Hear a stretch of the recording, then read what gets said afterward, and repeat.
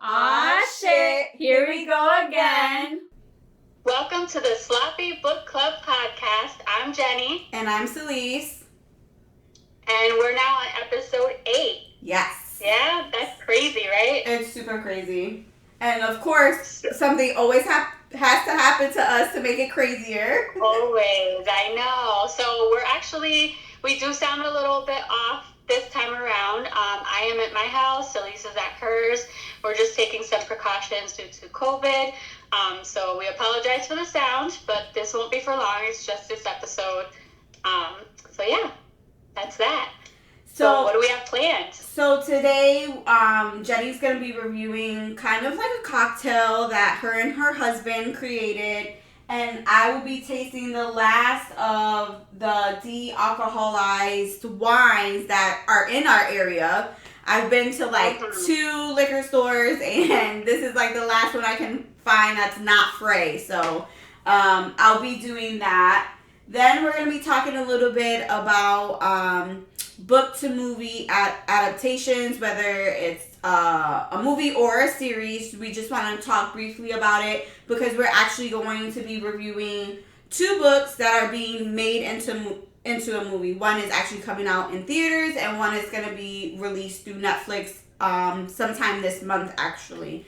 So we wanted to do a brief little, like, the pros and cons of this kind of thing, books that we liked, that were really good as a movie version or a series, and just talk briefly about it before we go in depth into those stories that we're going to review. Yeah. Do you want to do your wine first? Yeah. So off camera, I had like opened it, or before we started, I had opened it and I smelled it, and I shouldn't have done that because I did make a face. Bad idea. But yeah, so it's Dessen, right? Dessen, yeah. Yes. Dessen. Now, excuse me, I don't know if I'm saying this right. Not only has Jenny been laughing, but my husband as well, because I'm so bad at pronouncing things. But I believe it's a Sauvignon Blanc. You get it right. I did? Yes. Okay. Good job. And it's actually a New Zealand brand of wine. So it's actually from New Zealand. And I'm going to just pour it into my glass and then try it. I really hope it's good for you. You had a really sour-looking face. It didn't smell great. It did not smell great. So I'm hoping the smell isn't as bad as the taste. Let's see. Oh, let's hope not. All right, good luck. It's not bad, but... Okay, good. It's almost sour. Oh, that's weird. Like, it had like a little tingle on my tongue. A sour wine. That sounds absolutely disgusting to me. I don't know. That was weird. Huh. Like, it almost, like, you know how, like, when you eat something sour, like, you kind of, like, squinch up your face, kind of? Or, like, your mouth kind of tingles? That's what I'm getting from it. Well, I wish I was there to taste it. So, not my favorite, but not, like, terrible. Like, it obviously tastes a little bit better than it smells, definitely. Good.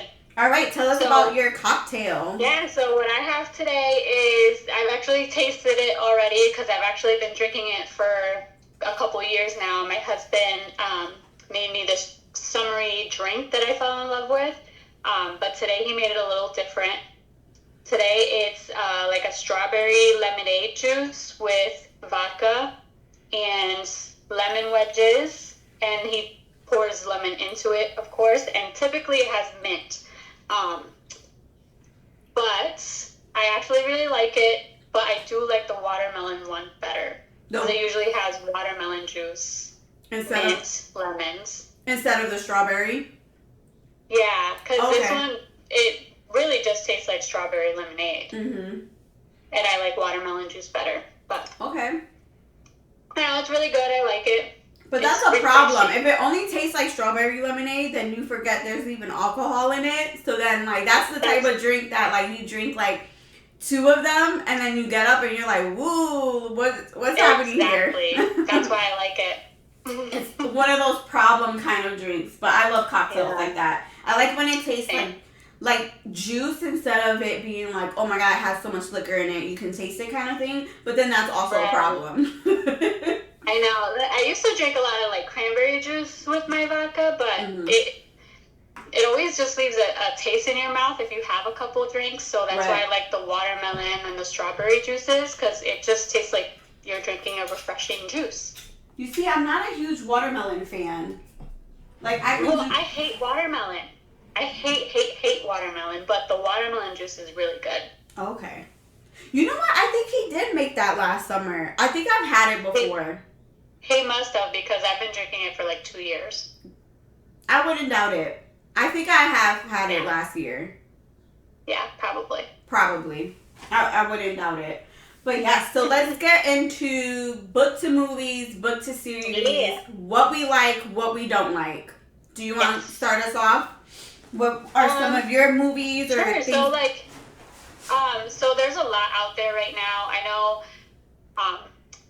last year we both went and saw Dune. Yes. At one point, right? And we both loved that movie. I don't know if you read the book. I haven't read the book, no.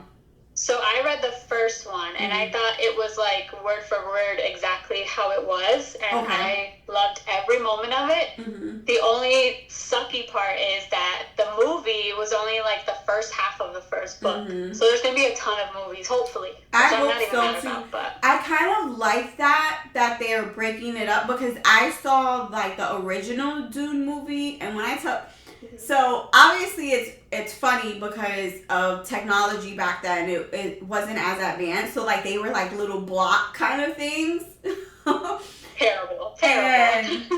And like the bad guy, I forget who he is, like that sloppy like guy or whatever, emperor.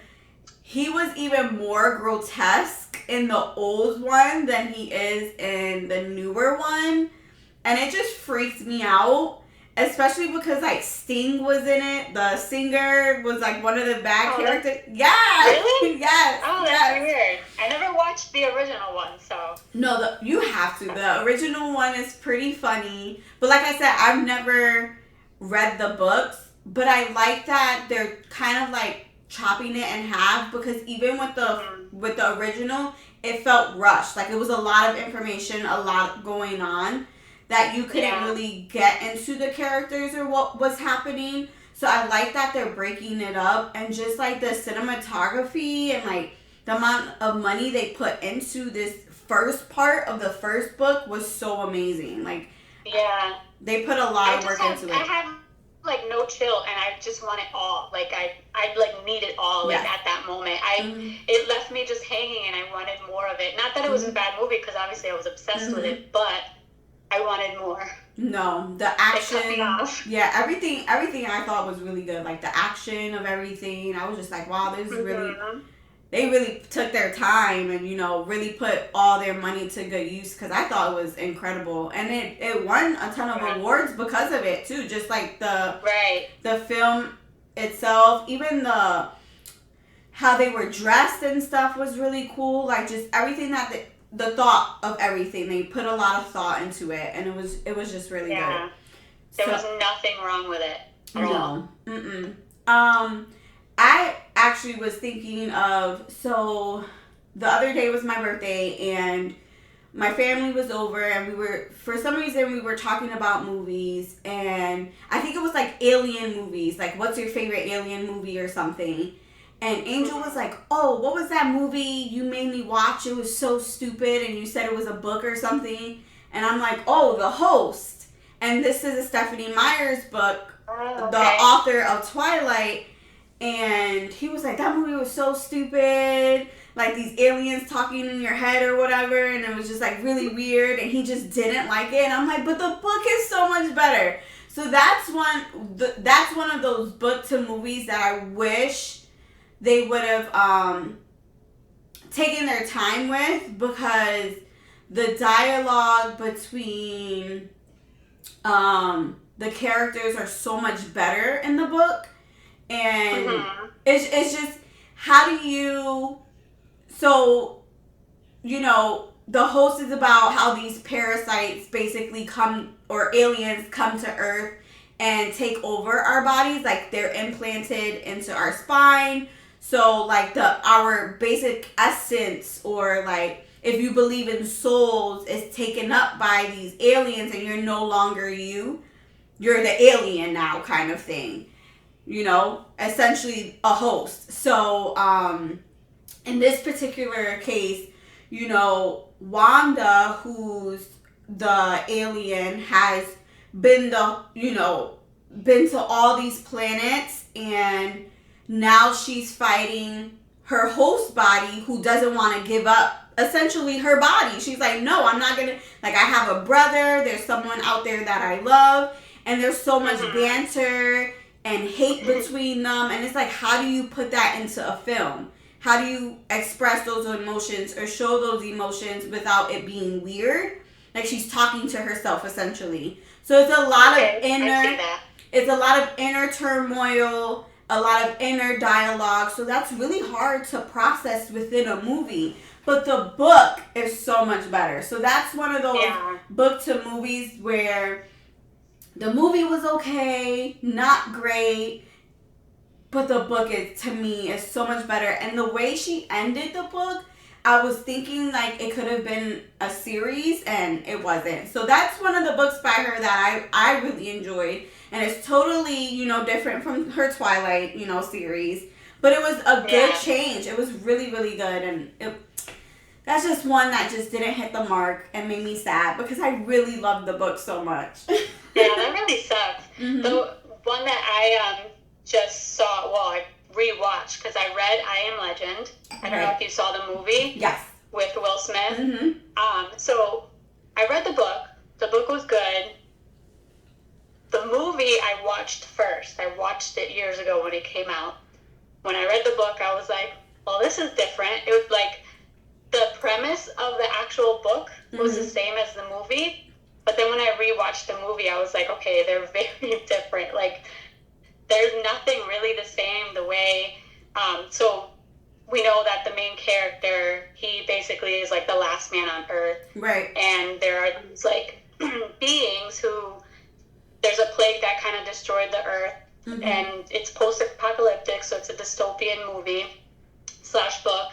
And their symptoms are like vampiric. So, they want to suck blood. So they're basically vampires.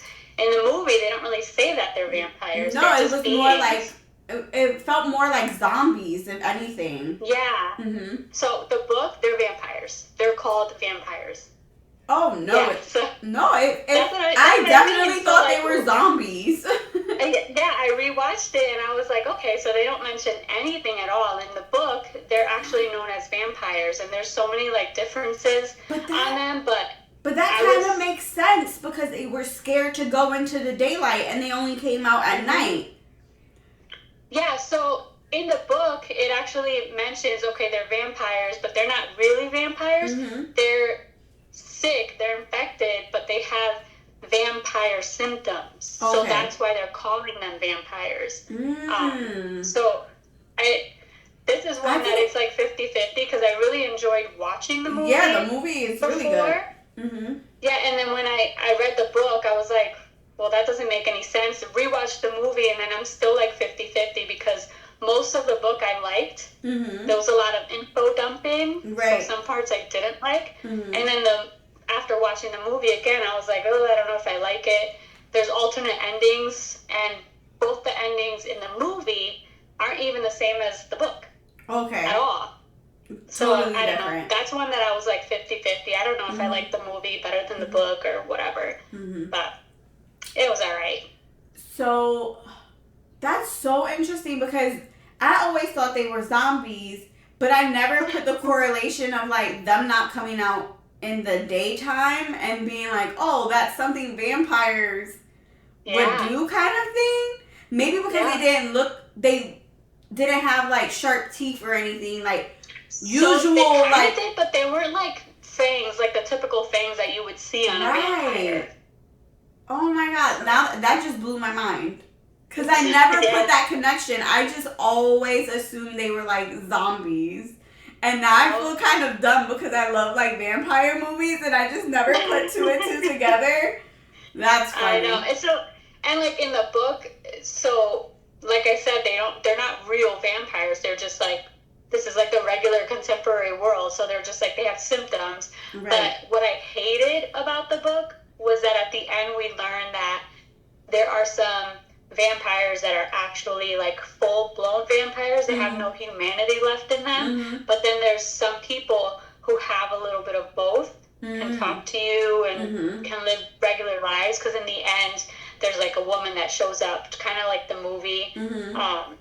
But then we find like there's this whole group of people that were watching this guy, the main character, for a long time. Wow. Yeah. And they were very upset because he was experimenting and killing all these vampires, but he was doing it because he's trying to find a cure for protecting himself. And they're watching him, they're like, well, he's killing like our family. Right. They're not going to do anything to us because we're vampires too. So that kind of like changed it a little bit for me. I didn't really like that. That's totally different. Did he have a dog in the book too? No. For like a week. He like made this dog fall in love with him, and he had him for like a week, and it died. Oh my god! That was like, you know, his companion and like the whole movie. I was just like, and then at the end, you know me and dogs, I can't. Yeah, no, he was alone the whole time.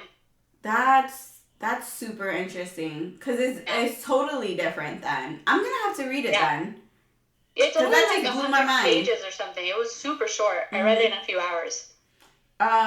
Another book that I really enjoyed that was a movie was Hunger Games. It is different. There are parts that are different in the book that they didn't put in the movie. Like, I'm pretty sure you read it, right? Hunger Games? No. I watched the movies. I never read the books. You never read the books? Either. No. Really? Yeah, no. The books are really good. You know how I think it's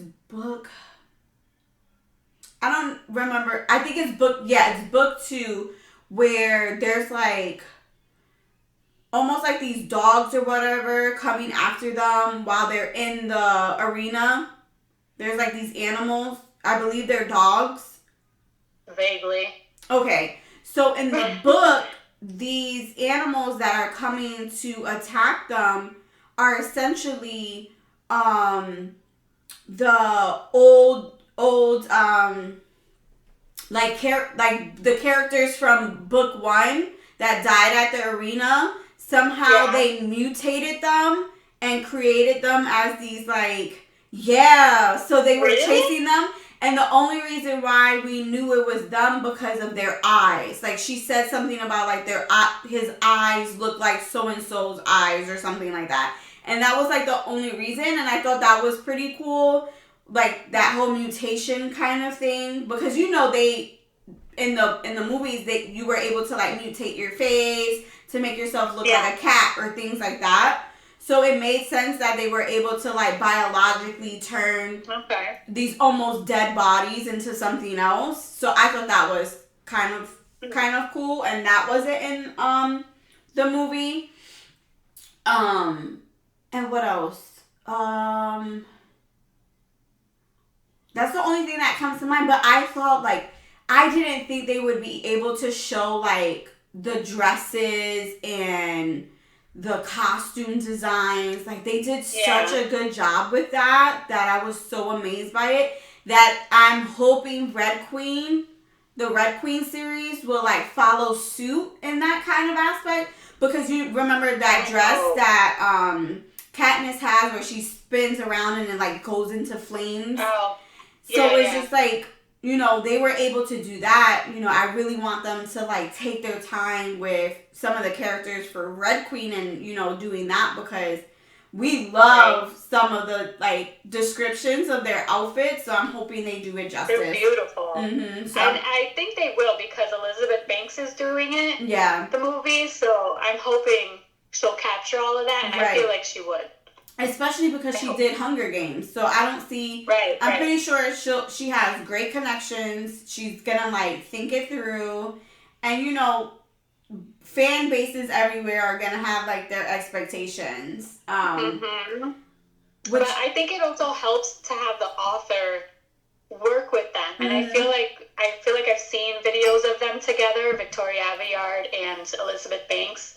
So I'm hoping that she really does utilize her because from her brain. So. Yeah, because sometimes like, you know, authors give up their rights or whatever, and then it's like it's nothing compared to like the book. So I'm hoping that doesn't happen. But when you still have like your hand in it, I feel like it could be great.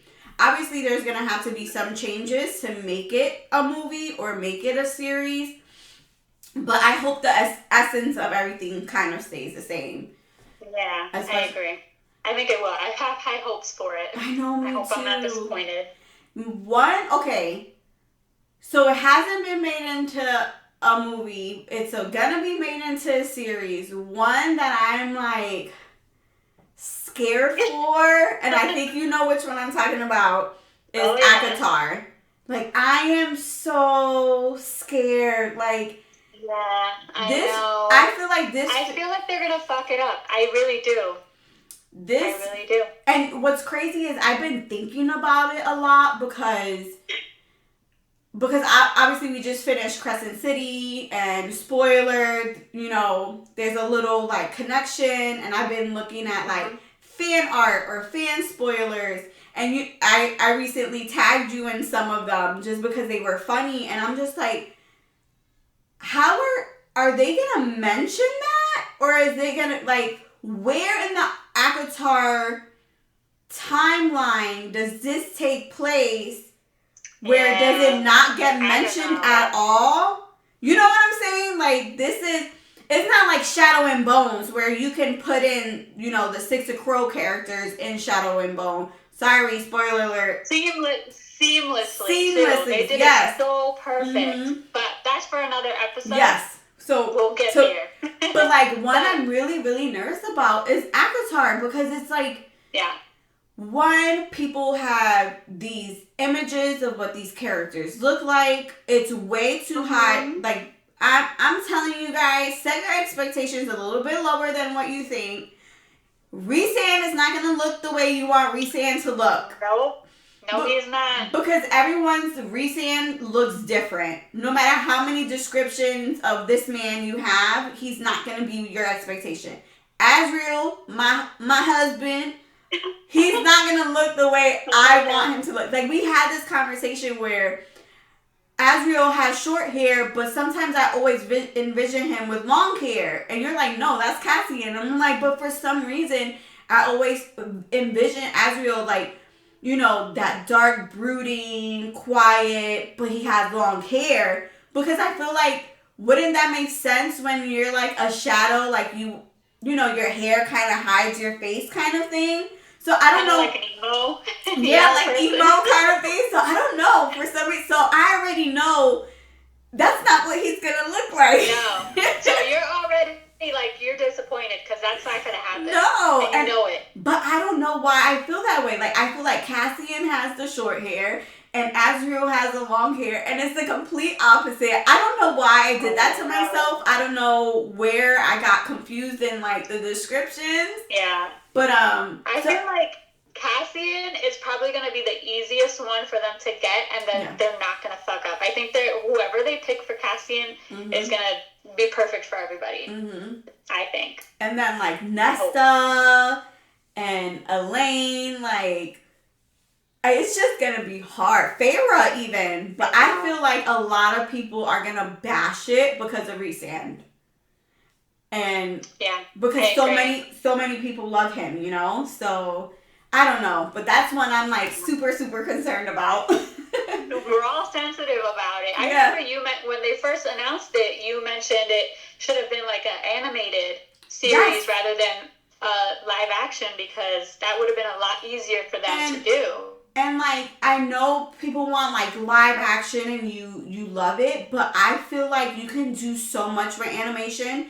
Like, if you look at some of the Netflix animation shows that have been happening, like, there was one recently where it was, like, mythology-based.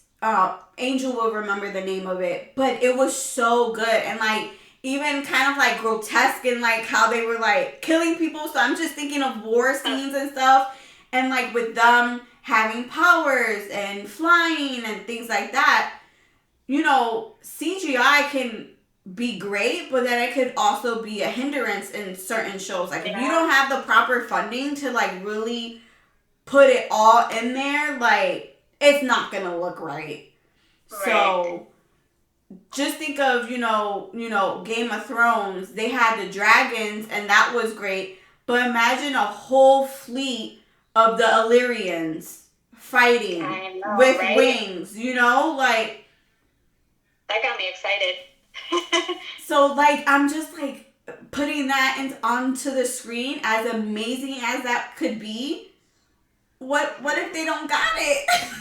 I know. You can't come. Hopefully, I don't have high hopes, so I'm hoping that if they fuck it up, at least I won't be mad about it eventually. I'm hoping they'll just have me eat my words. Either way, I'm gonna watch it, and either way, I'm gonna be a devoted fan. But at the same time, I'm hoping. I have hope. Yeah.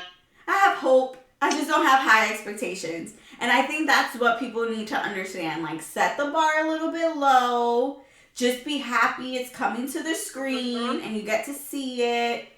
But don't think it's going to be whatever you envision in your mind. And I think that's for any book to movie or book to series. Like, we have so many, you know, expectations that sometimes you just go with the flow. Just see what happens. You may fall in love with these characters, you know. I know when Hunger Games first came out, everyone was upset over, oh my God, what is her name? Who played Katniss?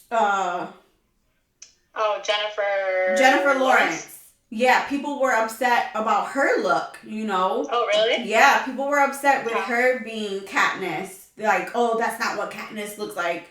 And then I think I was even one of those people. Or like Twilight, when it first came out, that's not what Edward looks like. You know, you're just not gonna have all those expectations. So just slow down. Just trust the process. Yeah, we shall see. Yeah, we definitely will. But I can't wait for us to really talk about Shadow and Bones.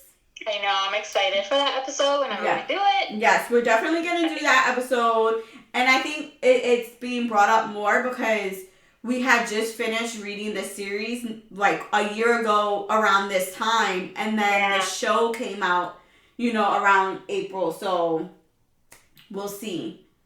All right. Do you want to jump into some of these book reviews? Yes, let's do that. Okay, so I'm going to go first because I don't want to give too much away because this is actually a book that's going to be made into a show, a movie, on Netflix, and it's actually coming out sometime this month. I think I read April 22nd. I'm not completely sure, but the book is called Along for the Ride, and it's another Sarah Dessen YA book, young adult book. I believe 2 episodes ago, I did Just Listen by her. And it was one of the books that I haven't read. And I think it was like the heroine book challenge that I did. And then for this one, because I knew it was being made into a movie, I wanted to reread it because I did read it, you know, years ago. So I wanted to reread it now that it was being made into a movie. And I saw the trailer. And from the trailer, again, you see, this is what I mean about expectations and setting the bar high. It looks kind of cheesy from the trailer, but reading the book again, the book isn't cheesy, but I can see, I don't know. I don't want to say too much because I'm gonna see I'm gonna see the movie because I did enjoy the book. So basically, Netflix picked it up. It's being made into a movie. It's called Along for the Ride by Sarah Dessen. And it's about Auden West. She's like a really high scholar. Her mom is a prominent like professor for a college. Her dad wrote a novel years ago and he's trying to write like another one. So like she comes from a really big like English and literary background from her parents. And she develops basically like insomnia because her parents, they would fight at night, and she found out one day because she heard them. So she thought maybe if I stay up and show them like I'm awake, they wouldn't, fight anymore. And slowly and surely, like, they didn't care whether she was around or not. They would still bicker and argue. So now she developed this habit where she couldn't fall asleep. So she would just spend her nights leaving the house and going to like a 24-hour diner and just chilling in there and studying because she was, really big in in her academics because her parents, that was the expectation. Which I felt really bad for her because her parents kind of raised her like she's the child that you see but don't hear. So she was able to like go to ballets and go to the theater and all these things because she was so proper, because she knew that was the expectation of her parents. Whereas her brother was like that outgoing, crazy kid. They would always say how he was so colicky. So like basically like her older brother burnt them out so that with her, she didn't get that childhood that, her brother got. Like she didn't go to slumber parties. She didn't have, the experiences of, riding a bike or doing those kinds of things. So even in high school, she was always in the books because she knew her parents wanted her to go to college and do well, be valedictorian. So she didn't have all these experiences. And she just graduated high school, and this is the summer before she goes to college.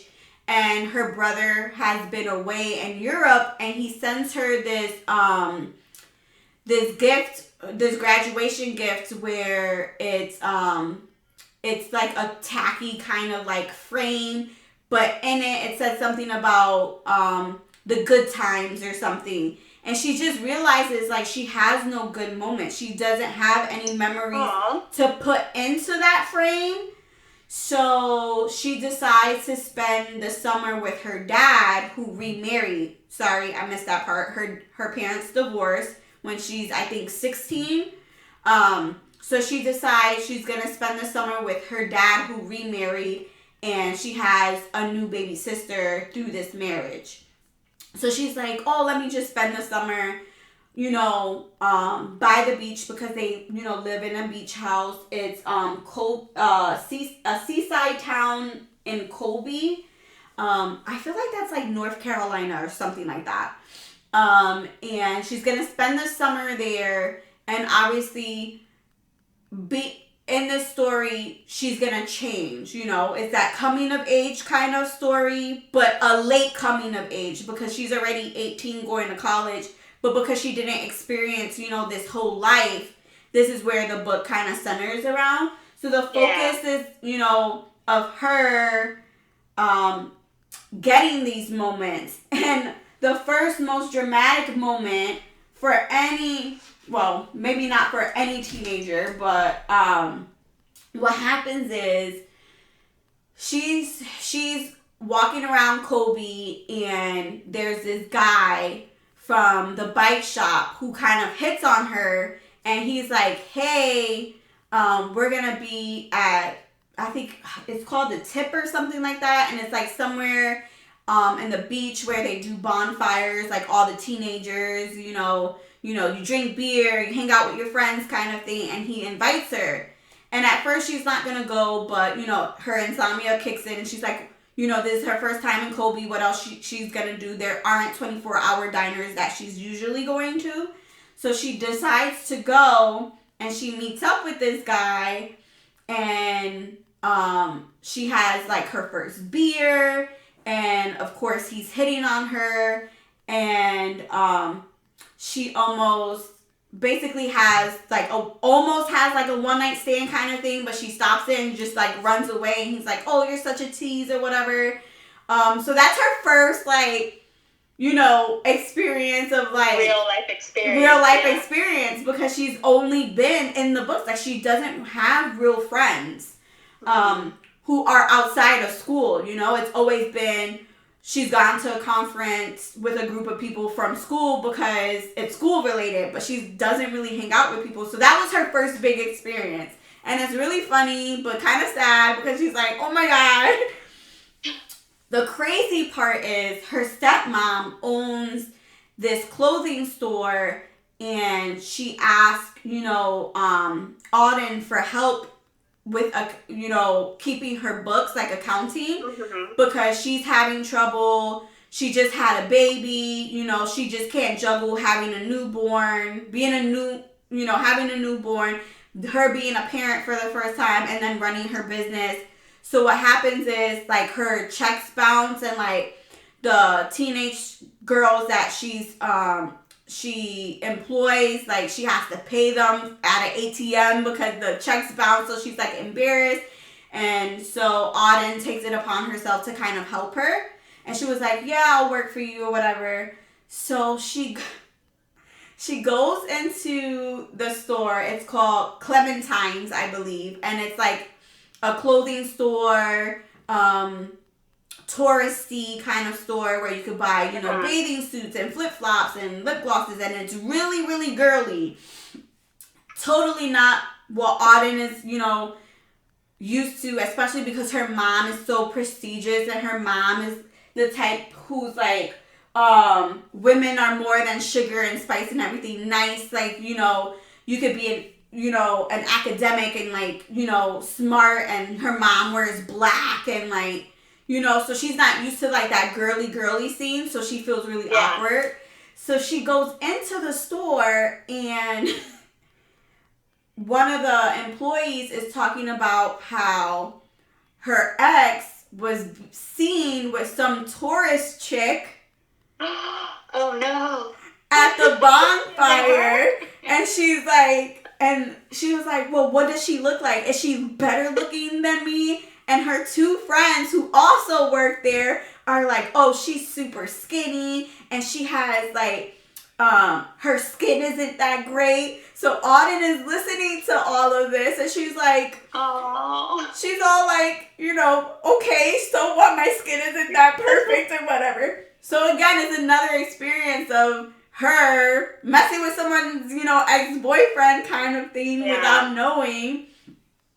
So that was so then they're describing her, and Maggie goes to her. Oh, so it's her?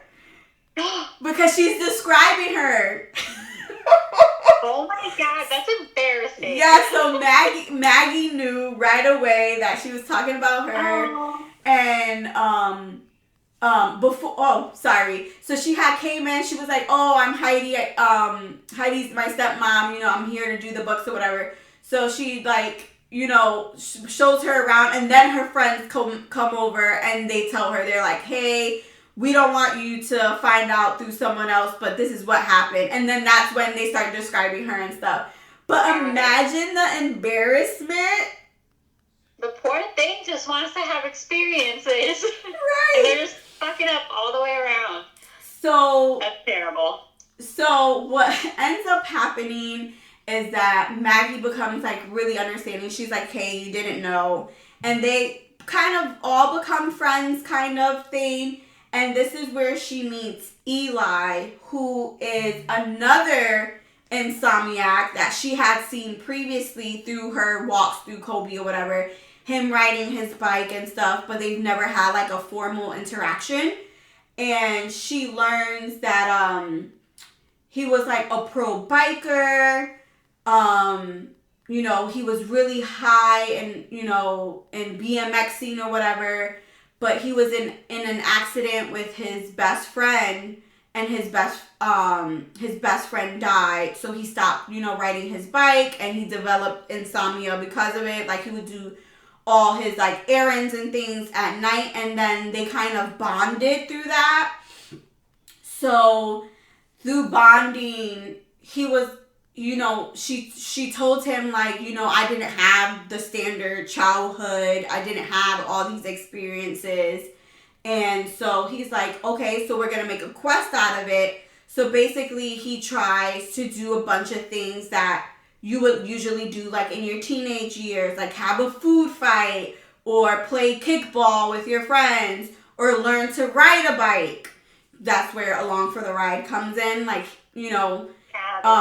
but Maggie winds up teaching her how to ride a bike. But all those things, like, just living life and having these experiences, and obviously they connect.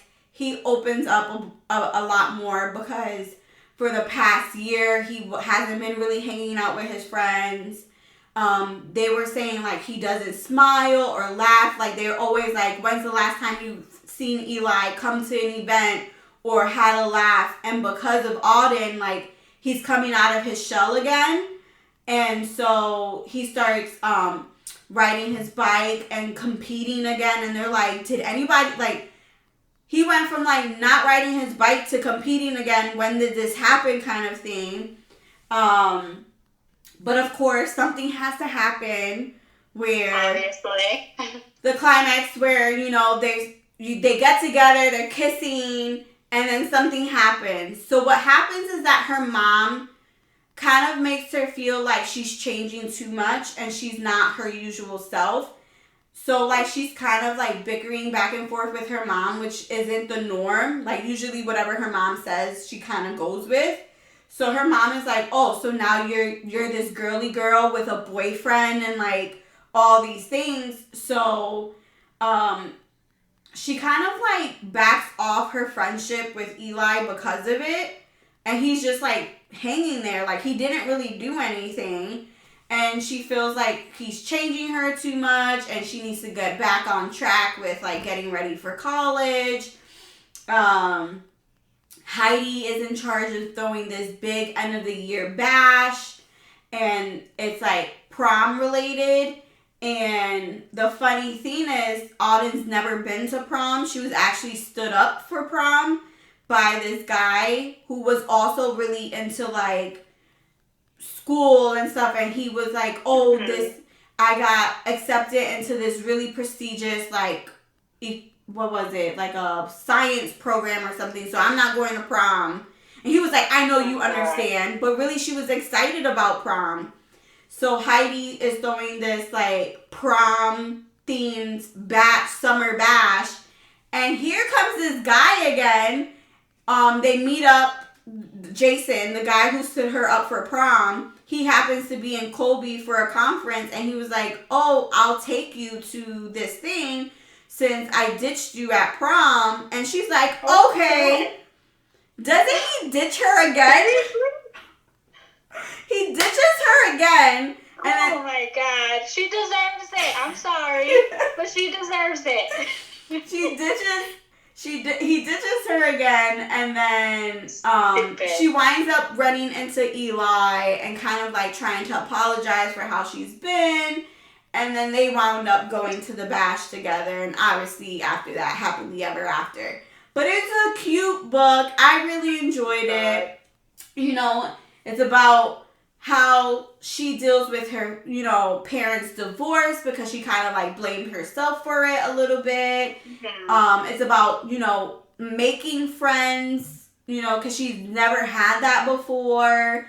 Kind of like that first love, first heartbreak, romance, and then obviously loss and, like, a tragic past on Eli's side, like, getting through his best friend passing away and stuff. So I feel like it was a really, really cute book. I really enjoyed it. It was an easy read. I'm eager to see how it translates into a movie because it kind of does look kind of, like, quirky and corny a little bit. But we'll see what happens. All right, so let's get into our final book that we're talking about. Yes. That is Where the Crawdads Sing by Delia? Is that how you say Delia Owens? It's a literary fiction. I think it's a new adult book, maybe. Yeah. I thought maybe young adult. Mm-hmm. book, but then some things that happen afterwards. Maybe it's a new adult. Yeah, right? Probably, yeah. So basically, it's a coming of age story, kind of like an emotional journey of the main character, Kaya. Basically, throughout the whole book, she's growing up and she's going through this learning curve and journey on her own, and people that she meets along the way. And then as an adult, she's being tried for murder of Chase Andrews, who's like the all-star of the town.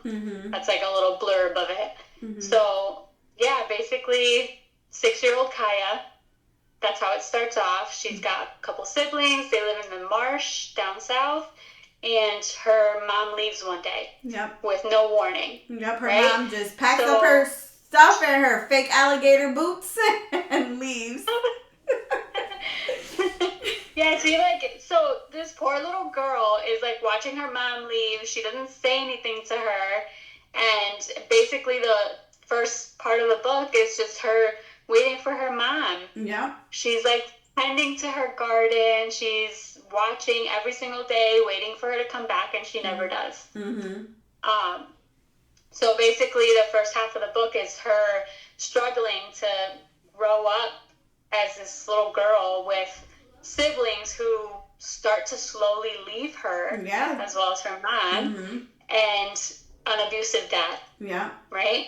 So she is left eventually with just her brother Jody, who's like the second youngest above her, and her dad was abusive, like I said, and he eventually leaves her too. When I tell you, I almost stopped reading it because I didn't want to get sad. I thought something terrible was going to happen. I felt so bad for this little girl. Yeah, even like, I think she was like 7 or 8 by the time Jody left. It was just like, she was just getting abandoned left and right. Yeah, you know, first with it was so sad. First with her mom, then with her older siblings, that to the point where she didn't even know like their real names. Right. And then what they looked like anymore. Yeah, she was starting to forget what they looked like. The only one she could remember was Jody, because, you know, he was kind of like her caretaker as people started to leave, and they had like this super like drunk of a father who wasn't really a father. Like, he was barely there, and when he was just like abusive, basically, you know? And he was probably the sole reason why all of them were leaving. Like, they just couldn't handle his... He was. You know, he was just so toxic that they were just like, I can't even stay here a day longer, even to protect my little sister, you know? That's what broke me. Like, they just couldn't stick around for her, and that really sucked. Because it really showed, like, how much Jody actually cared for her, how they really loved each other, and he still couldn't stay to, like, protect her and be with her. So he just left. But at least he said goodbye. Her dad. But he says goodbye to her. He's the only one that He's the only one who actually was just like, I'm sorry, but I can't do this. Yeah. And honestly, you know, I think he was still kind of young too, like maybe in his late teens. And that's I think it said that he was only a few years older than she was, maybe 3 or 4 years older, because he was the same age as Tate. So imagine, you know, a 13, 14-year-old having to take care of their younger sibling. Like, that's not like a responsibility they should have anyway. Right. So like, I couldn't even fault him for trying to find his own peace, but it just sucked that, you know, she was left behind. Because she really was. She had to fend for herself. Which is really sad when you think about it, because, you know, she was so young, and having to fend for yourself at such a young age, like, no child should have to do that. Right, and then, like, her dad wasn't even around ever. He was always abusive, and like you said, they were all probably leaving because of that, and still it continued. So imagine this 6 to, 9-year-old little girl trying to fend for herself with very little to no money, because he was always gone. Yeah. You know, so she's living in this house in the marsh by herself without a family. And when we say like fend for yourself, we mean like making her own food, taking care of herself, like literally going to the store, like everything. You know, hunting for, you know, fishing and I think gathering mussels for basic necessities, because she would trade it in for things like, you know, she would smoke fish in the hopes of, you know, being able to sell it for 10 cents so she could buy a bag of grits. You know what I'm saying? Like, this is crazy that such a young, and she was like 7. Yeah, and we should probably mention that, like, it was just her family there, like, in the marsh. Everyone else was in town, and no one really liked them. They were, like, poor. They were poor. Yep. Made fun of, treated poorly. So she had no one to go to. No one. And, you know, she didn't like going to school, so even when, like, basically, like, the school people tried to come get her to even take her to school, she would hide from them. So now she's not even getting an education on top of not even having anyone. So, you know, she's gonna grow up, you know, illiterate. She can't read or, you know, write, and doesn't know basic math, but she's selling fish and mussels, and, like, you know, it was just so sad. Yeah, and then that brings us to, like, the side story, because this was multiple point of views. Yep. It was kind of going in the future and then to the past or whatever. Yep. And the other side story that's happening alongside this is that there's this guy named Chase Andrews, who's, like, this all-star kid of the town, was found dead by this tower. And this was years later. This is, like, as they're an adult, his body shows up. Yeah, so it's found. Like the kind of like the sheriff's point of view, I would say. Yes. And his investigation to figure out if this was really a murder or an accident. Happened to Chase Andrews. Yeah. Because what happens is... sorry. I was going to say where they found his body. So basically, 2 teenage boys were going to, I think it was called like a watchtower, where like this was like the hangout spot, but everyone knew it was kind of dangerous because you had to like climb up the ladder, then open the hatch to go, you know, up to the tower. So they were going and they were riding their bikes there, and that's how they found him, you know, lying on the ground, and they knew exactly who he was right away. So, you know, essentially at first people are thinking, you know, maybe, you know, he fell from the tower, but then they're like, no, we don't think that happened. So yeah, that's how, like, and then that brings us back to like normal time where we're learning about Kaya and she's growing up, and then it brings us to Tate. Oh, I love Tate. Yes. I loved him, and then I hated him, and then I loved him again. I know. He is that character, yes. So he used to be friends with Jody. They used to kind of hang out or whatever every now and then. But Kaya sort of ran into him somewhere on a boat. I can't remember, something like that.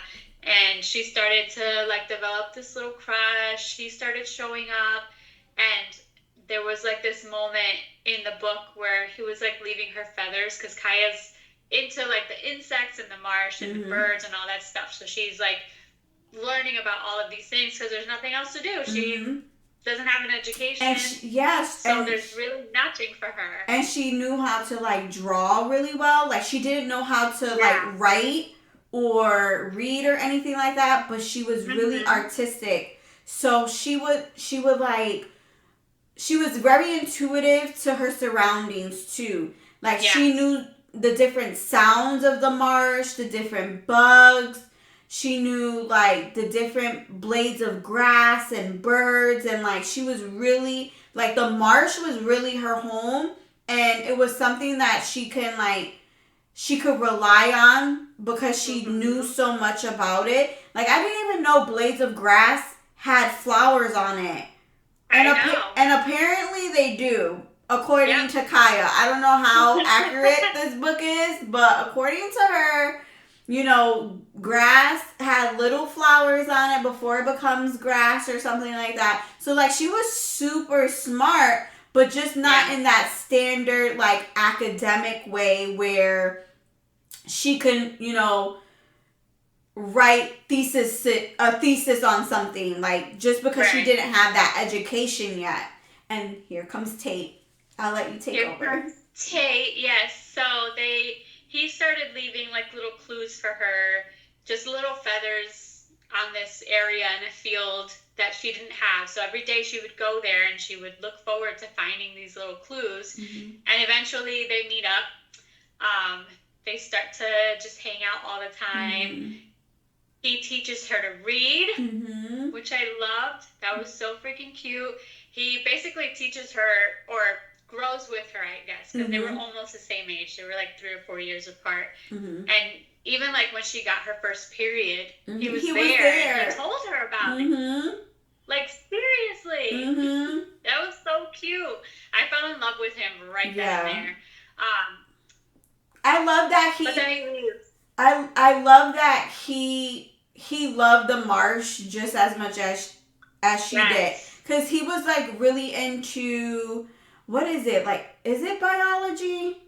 What do you call that? I think so. I think that's what it was. Like, he was into that kind of thing. So he would go to the marsh to, like, take water samples and, like, get, samples of different, like, plants, or find those, like, feathers of birds that came that, Kaya didn't know the names of them, but she knew, like, if it was a boy or a girl or things like that, just because she was so observant to her surroundings, but she never knew how to put it to words, and Tate gave her those words.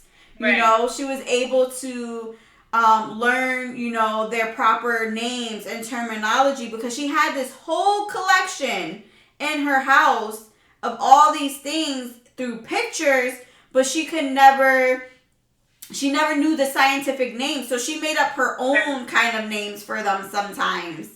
And then he gave her that knowledge, and, like, it just, like, blossomed for her, which was amazing. Yeah, like, he would bring her textbooks and teach her how to read, and then show her what those things actually were. Mm-hmm. So they were actually growing together, because they were both learning the same thing. Yeah. But he had an education, and she didn't. Mm-hmm. So he was teaching her these things. And then what happened? So then he decides he needs to go to college, which was the plan anyway, mm-hmm. which is fine. But he promised to come back mm-hmm. at a certain date, and he didn't. I think it was like 4th of July.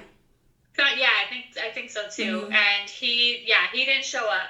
Yeah, so he left her. He left her. Somebody else abandoned her. Exactly. Broke my freaking heart. I was so mad. So fucking mad. I was like, seriously? Mm-hmm. What are you doing, Tate? Because at first, I'm like, what happened to him? Like, did he die? Like, did something happen to him? Like, the whole time I'm thinking something happened to him. Because he made it seem like he was so in love with her. And, like, even though, like, he was going to go to college, he was still going to come back into town because, his dad still, lived there. So he was always going to come visit. And, like, he promised her. And, she already felt nervous about him leaving, because she always said, people leave me and then, I'm just back by myself. And sure enough, he did that to her. I was so upset. Yep, he proved her right. Mm-hmm. So then, after that happens, she starts to kind of venture out a little bit mm-hmm. along the beaches, or whatever you would call that, past mm-hmm. the marsh. And she starts to see this guy, Chase, mm-hmm. that we spoke about earlier. And he starts to give her a little bit of attention. Yeah. She gives him attention. And eventually they start hanging out. Mm-hmm. They start developing a relationship. And they end up kissing and having sex. I think he took her virginity. Yeah, he did. Right? Yeah, mm-hmm. because she never had sex with Tate. Mm-hmm. So, yeah, they started just hanging out, and they were together for a while, but he never really took her into town or anything like that. When she was like ready. Yeah, it was like a secret relationship. because she was always called the Marsh Girl. You know, Yeah. no one knew her as Kaya. No one knew her as a person. She was like an enigma and something like, you know, like, what do you call those? Like horror tales you know, you scare your children with because she's the Marsh Girl, yeah. you know? Yeah. So she didn't have, like, people didn't treat her, you know, nicely.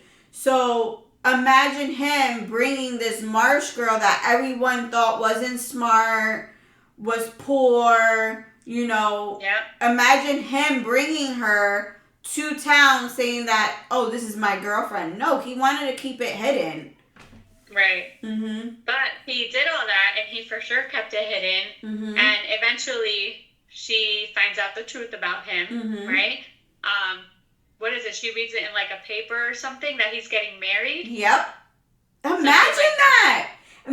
What's even crazier is all the promises he's been making her. He's like, oh, I'm going to build you a better house here on the marsh, and we're going to live happily ever after. You know, filling her head with rainbows and butterflies. And of course, she's never interacted with people, so she's this gullible, naive, you know, kind of, I think she's in her 20s at this point, maybe 18, maybe 20. Yeah, I think she's around 18, 19, 20-ish. So, you know, she's hearing all these great things. She's like, what could go wrong? Like, he's promising me these things. And then she's like, oh, are you going to introduce me to, like, your family and stuff? And he was just like, oh, that would be too much for you, you know, being around other people. I know you don't like that kind of scene, but one day we'll do that. So then finally she goes into town and she sees the paper, like the town's paper, and there's a engagement announcement, and it's him and some girl. Yeah. That's how she found out. It's crazy because, like, in the beginning when she was with Tate, he was always like, I want to bring you into town. Like, he always wanted to show her off and, like, bring her into town and show her different things, and she didn't want to. You're right. And then when she was finally ready, she was ready with this guy, Chase, who was an asshole and had no intention whatsoever on bringing her into town or showing her off to her family or whatever. Yeah. He kept her as, like, his little secret. Right. Mm-hmm. So then it kind of goes back and forth, and he, along this time, it goes into Tate's kind of point of view, and it shows his side on where he actually did come back when he said he was going to come back. But wasn't she with Chase at that moment, so he kind of stayed away? No, I think the first time he went back, he realized he couldn't give her what she needed. It was something about, like, he wanted to really pursue his education, and there were goals that he wanted that he knew he wouldn't be able to do out in the marsh. Right. Oh, because he already knew that she told him she didn't really want to leave the marsh. Right. So, but he was, you know, he loved being at the marsh, but he also loved, you know, his education and learning, and he knew she would never come into town while he went to school. Like, that wasn't something that, like, if he got a job, you know, doing something, you know, within the science, he knew she wouldn't be comfortable. Like, she would never be satisfied, or she wouldn't even attempt it. So he kind of was decided, without even really talking to her, like, oh, I already know this isn't going to work out, so I'm not even going to put that much effort. Right. And trying to make it work, kind of thing. That was the first time. And then the second time he came back, he actually came back because they were opening up, like, a facility, like a science facility. Yeah. And so he wanted to be a part of it, and it would make him closer to home, and it would make him closer to her. And then when he went to go visit her again, that's when he saw her with Chase. Right. Mm-hmm. That was so irritating. I know. It was just so like, mad. He should have just stepped in there like, nah, that's my girl. He should have tried harder. Yeah. It sucked. they did eventually like meet up though. Mm-hmm. They saw each other, they talked, and neither of them really pursued anything. I think at this point she was in love with Chase so much that she didn't want to give that up. But then obviously after she found out, she didn't want to be with either of them. Right. She wanted to be alone. Mm-hmm. So then they were kind of hanging out every now and then as friends. And he pursued her to write a book. Yes. So to publish her book about the marsh, because she had a lot of good information and resources for people to educate themselves on. So he like convinced her to actually write a book, and it was published. So she actually started to make money and good money. Yeah. So I thought that was really cool. Like, kind of brought it full circle because he helped her grow up. He taught her how to read. Like, he was there when she was actually developing, and then he helped her publish her first book. Yep. It was like all her illustrations of like, I think the first one, wasn't it just like, was it birds, or was that the second book that she made? I know one book was like just... The second one was the birds. Yeah, I know one book was just dedicated to birds, and I think one was just dedicated to like maybe the plants and bugs or something. Because she had so much knowledge about the marsh that a lot of people didn't know about. And so like, she had all these pictures that she drew herself. And now because of Tate, she was able to find like the academic, you know, names for them and describe like different aspects of them. And like you said, she made a lot of good money from it. And it was just, like you said, a full circle for them. Yeah. So then I think that brings us to the investigation. Yes. Right? So the sheriff, after all of, like, the entire book, like we said, goes back and forth between the investigation and then Kaya's story. At this point, the sheriff has clues that Kaya murdered Chase because she's got motive or whatever. They were together at some point.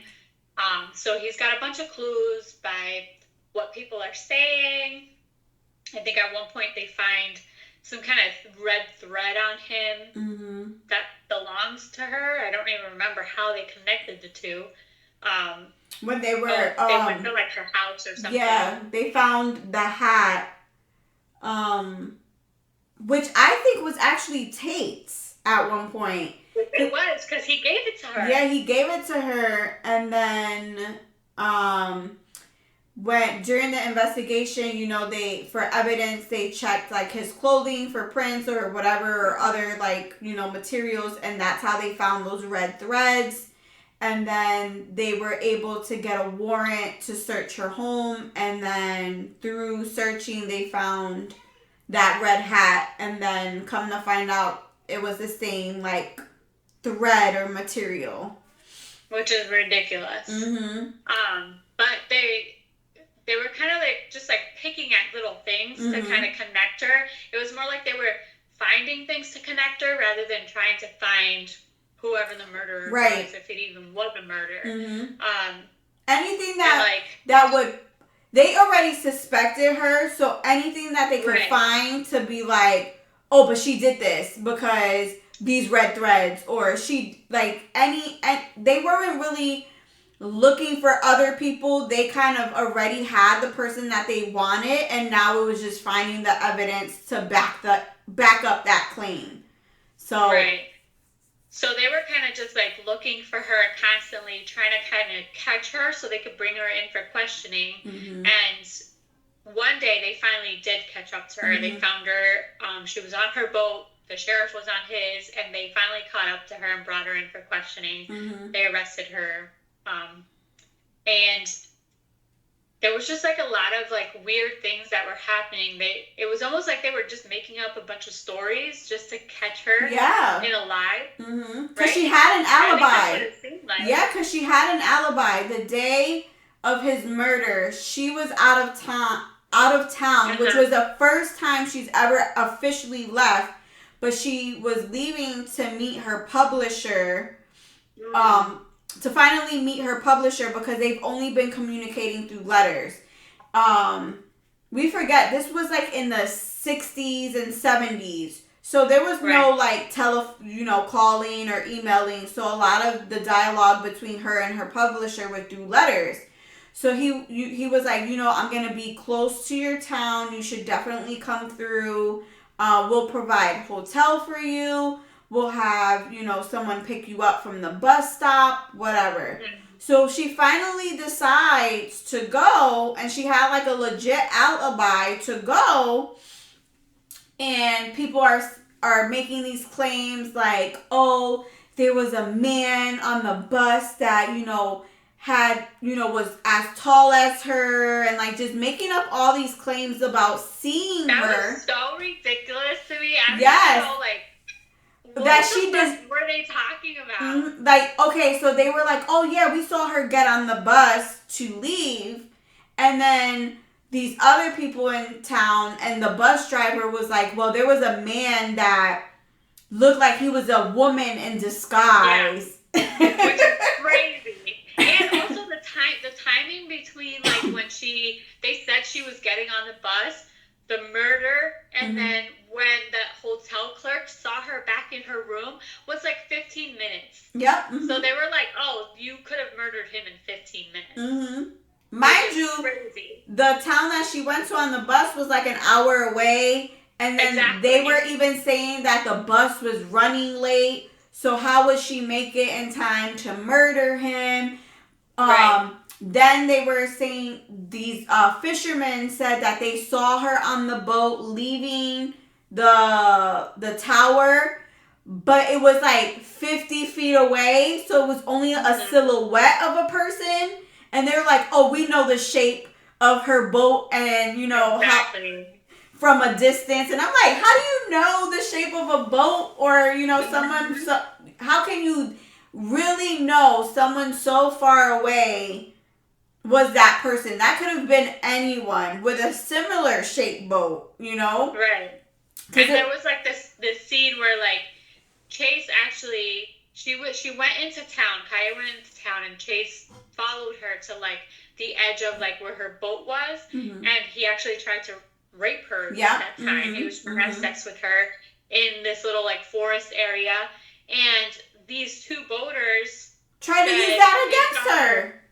Yeah, they said they saw her like saying, "Oh, I'll kill you," but no one asked her, why would you say that? What was happening before? Why would you say that you would kill him? Like, in the middle of the trial, they weren't even saying why. They didn't ask her why. They didn't try to figure out why she would yell that. All they heard was, I'll kill you, and she got on her boat. Like, this little itty-bitty girl against this huge football player star, and then they wouldn't even ask her why.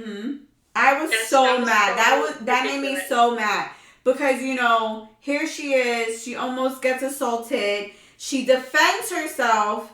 Mind you, prior to her, she beats him up, essentially. The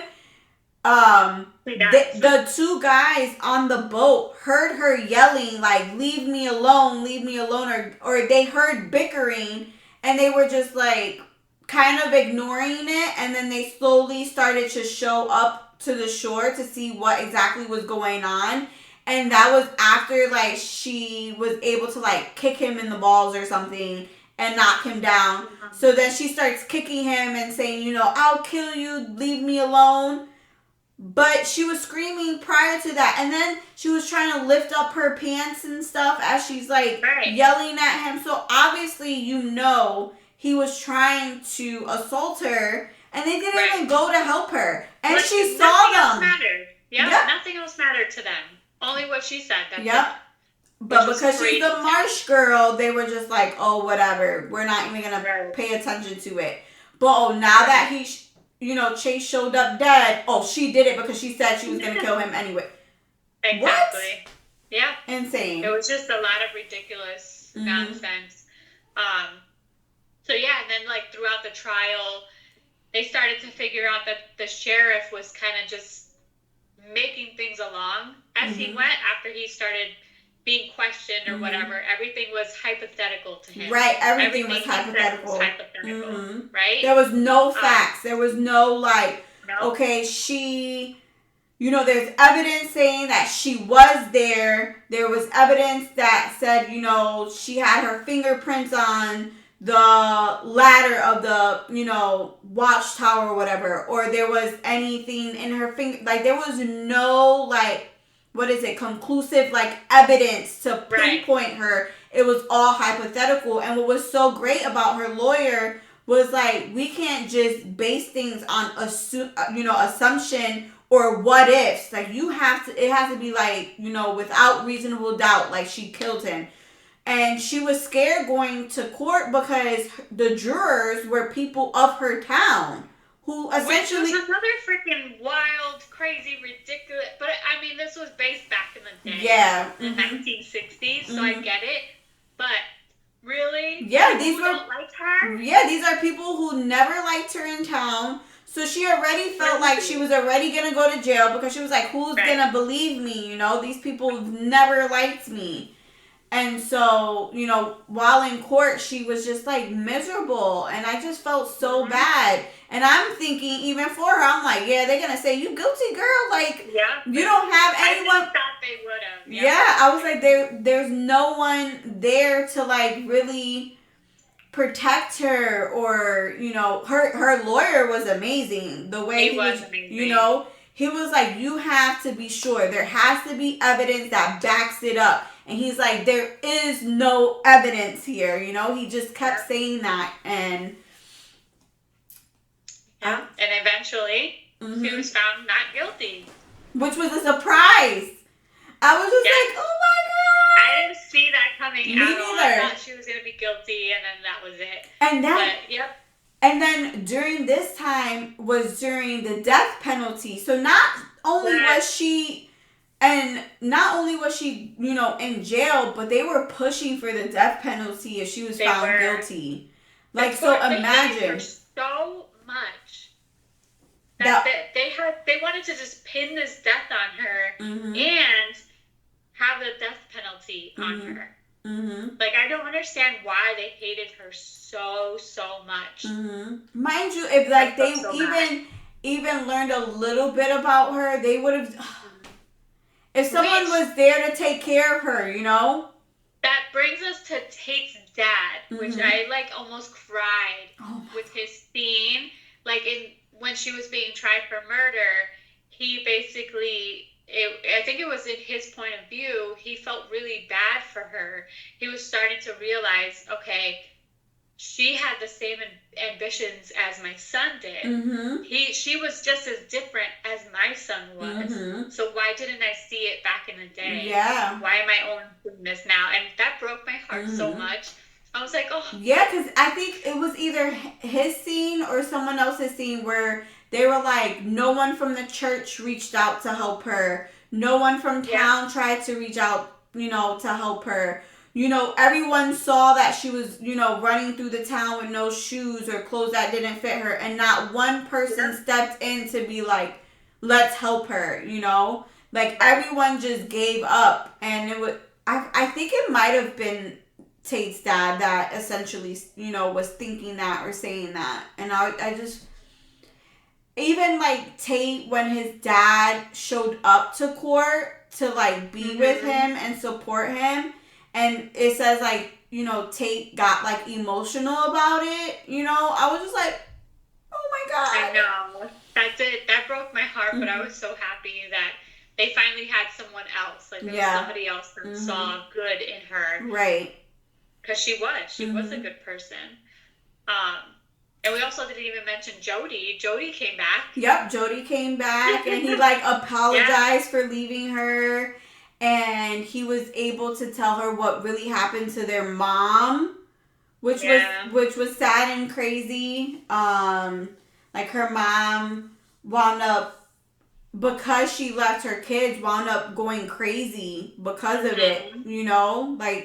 She was put in a home. Depressed. Yeah. Yep. That's terrible. So. Oh no, what? The ending.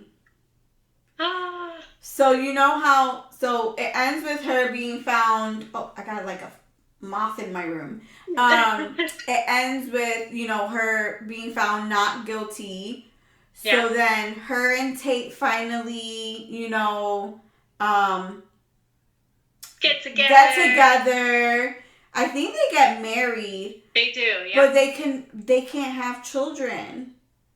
Right. They try to have children and they can't. And then how does he find the letters?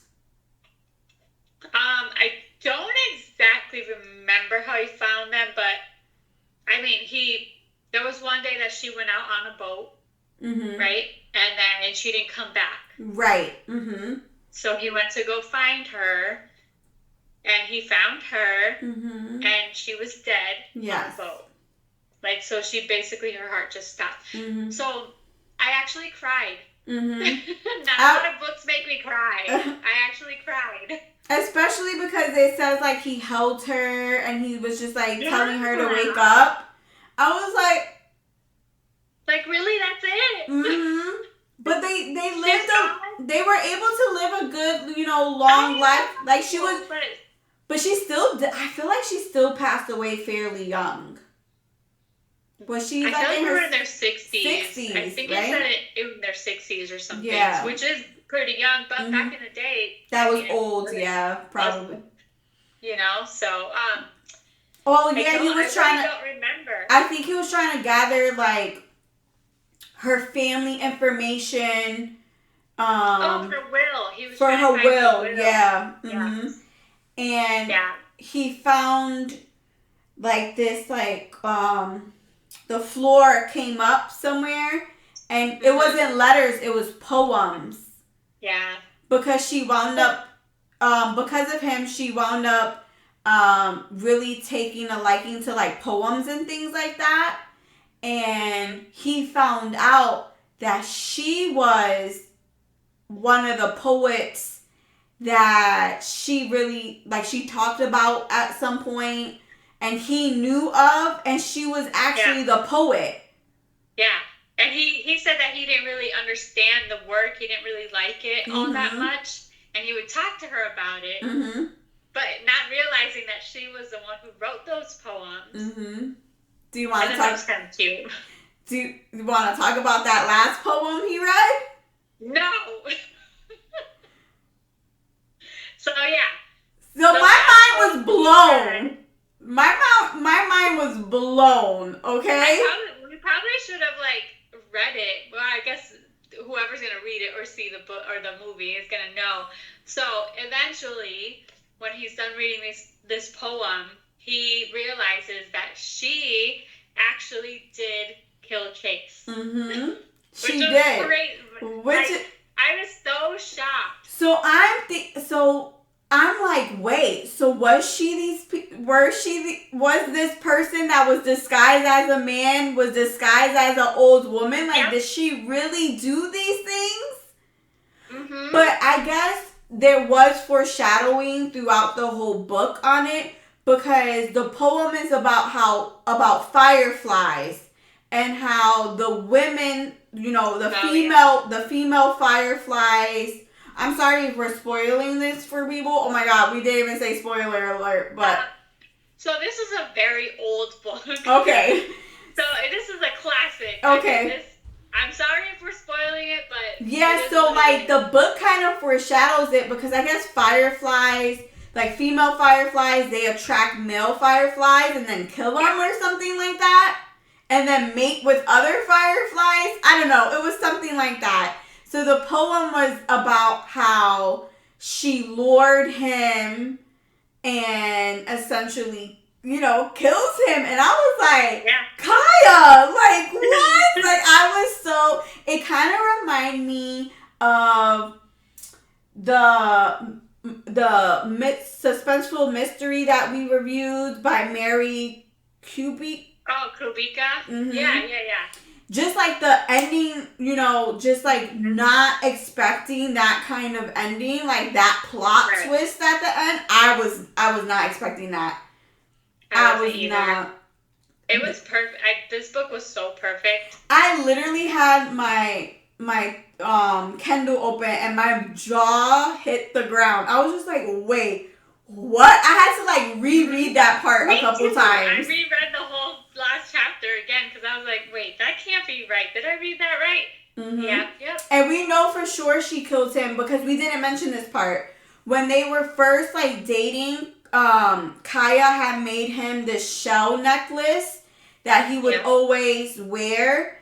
And when he died, his mom had mentioned like that necklace was missing. And that was something he wore every day. Like he did not go anywhere without this shell necklace. And when Tate found, the poems, he also found the necklace. I was just like blown away. It was the best ending. Like it was. The twists and turns, the emotions, like everything about this book was really, really great. It was amazing. And what a good husband for getting rid of the evidence. Yes. Right? If I murder somebody, you better get rid of the evidence. I don't care if it's after I'm dead. Like technically she can't be tried, she couldn't have been tried again anyway. Anyway, yeah. But he got rid of the evidence. Yep. Even though she was already gone, like she was dead, like there was nothing that was gonna happen to it, happen to her. Basically, people would just find out, oh, she really did do it. But to keep her innocence, like even through death, like even though she wasn't innocent, but like making people believe her innocence, like, because I feel like it would have tainted her work, Yeah, because didn't also her brother had kids too, and they were always going there to visit, so he wouldn't have wanted to taint her name as well. So no, it was so good. It was so I enjoyed good. it. I'm desperately looking for some kind of special edition for it because I absolutely loved that it. It was so good. And I know it was funny because when we first started reading it, you were saying how in love with the book you were, and I was on the fence. I was just like, oh, I don't know, it's not my thing. But the more I got into it, I was like, oh no, this is really good. And then it started I don't know, it was just great. It was a really good book. Like it really was. The more you read it, the farther you got into the book, the more crazy it got. And then that ending, it all just came together so well. It was genius. It was. Because honestly, as you're reading the trial and the evidence, you're like, there's no possible way she could have done this. And then at the end, you find out she did. I'm just like, oh my God. Yeah. Because she fooled everybody. They were grasping at straws. They were literally making shit up along the way and making the evidence all hypothetical. So obviously you're going to be like, there's no way she's guilty. She didn't do this. This poor innocent girl, she didn't do it. That bitch was not innocent. No, she was not. She was not. It was, oh my God, it was so good.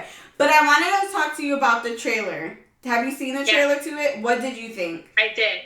So I liked it.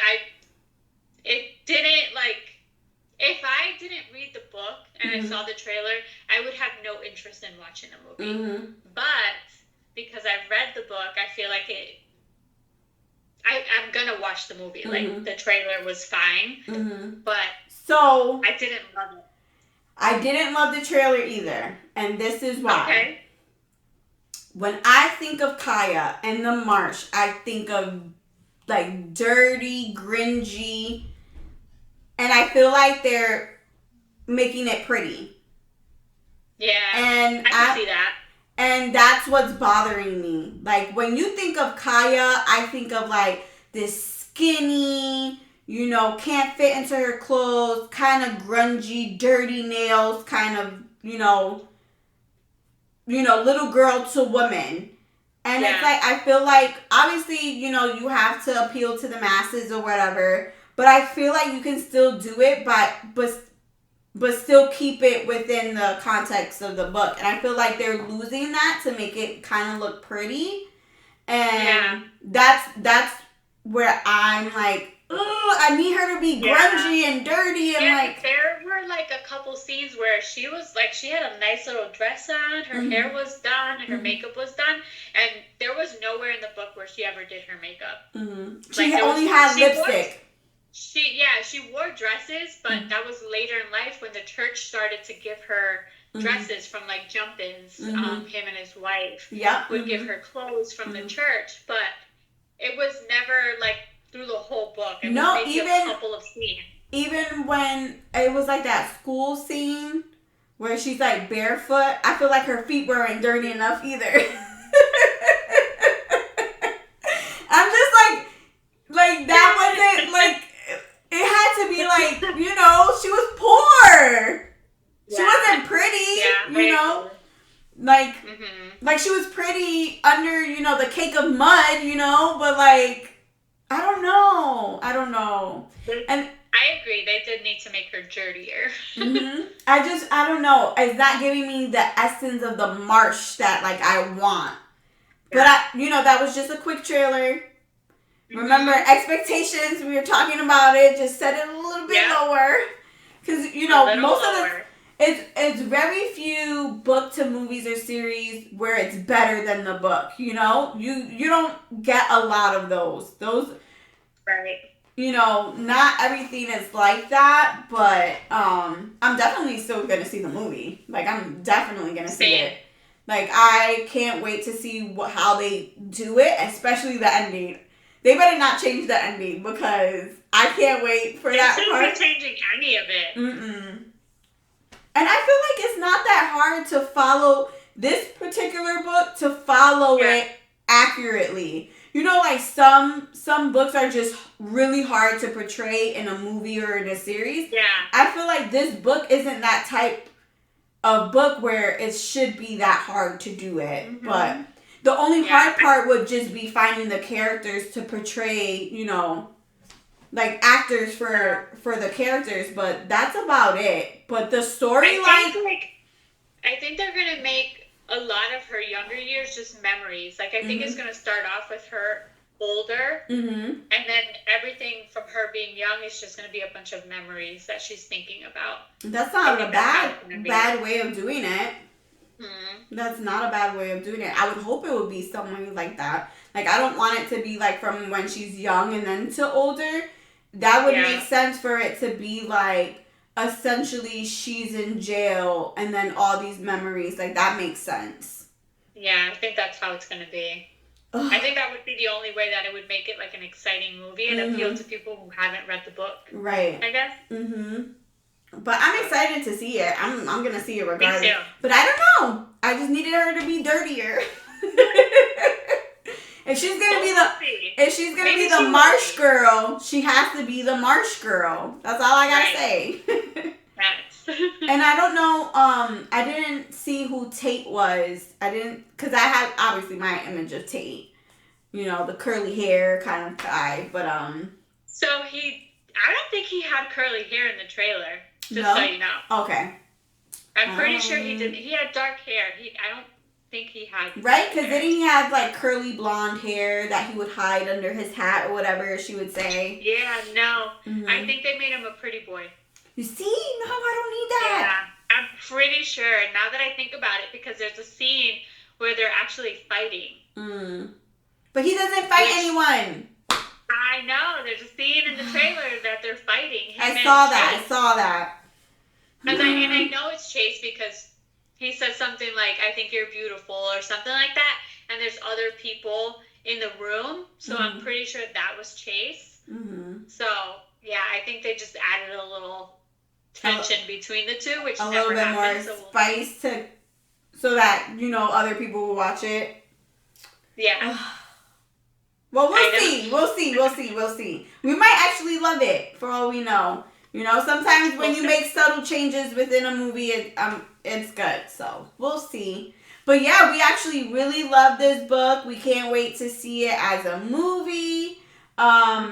It's Where the Crawdads Sing by, we said, is it Delia?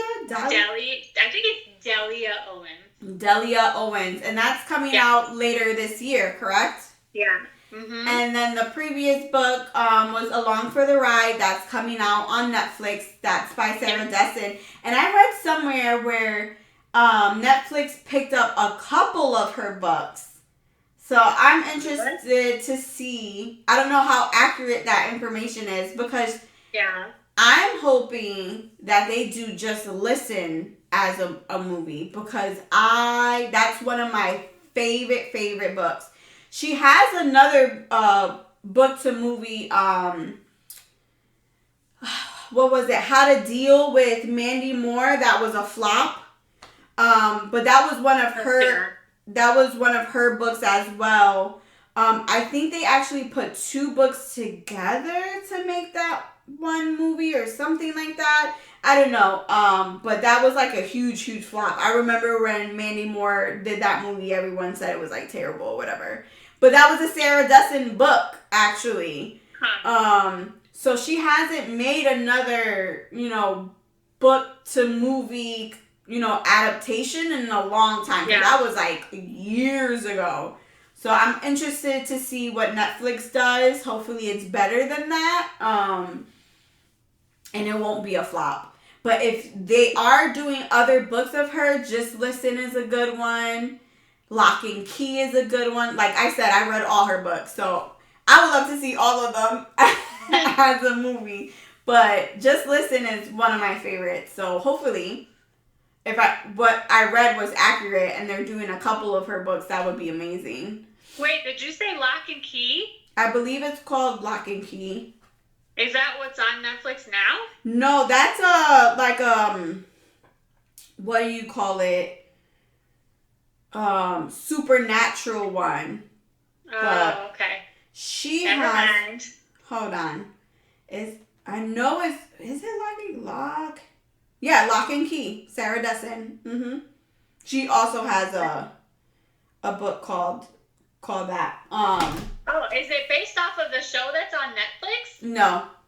Oh, I was gonna say no, because that's what that show. No, that one is a supernatural show. This is all her books are YA like coming of age books. No supernatural. All right. No. So I guess she would have to say, well, then I'm gonna have to read it because I. No, that means she would have to change the name of it because, like you said, there is a series on Netflix called Lock and Key. But no, she has a book called that too. I said, she has a couple and they're really good. She's all right. Mhm. But yes, that is the end of this episode. Again, we apologize for our audio, but we want to take our precautions with COVID. Things happen, but we didn't want to leave another week without actually recording anything with you guys. We hope you've enjoyed this episode and all our previous episodes. If you are listening to us for the very first time, this is actually episode 8. So there's 7 other episodes you can listen to us just rant and rave about random books and wines and just go crazy. Last week we actually did a special episode with our husbands, which was kind of fun. So if you haven't checked that out, please do. Comment below our Instagram post. What are some books to movies that you loved, what you didn't love? Are you excited about Where the Crawdads Sing? Because I know that's a very popular one that's coming out soon that we've been seeing everywhere where everyone's so excited about it. So tell us your thoughts. What did you think about the trailer?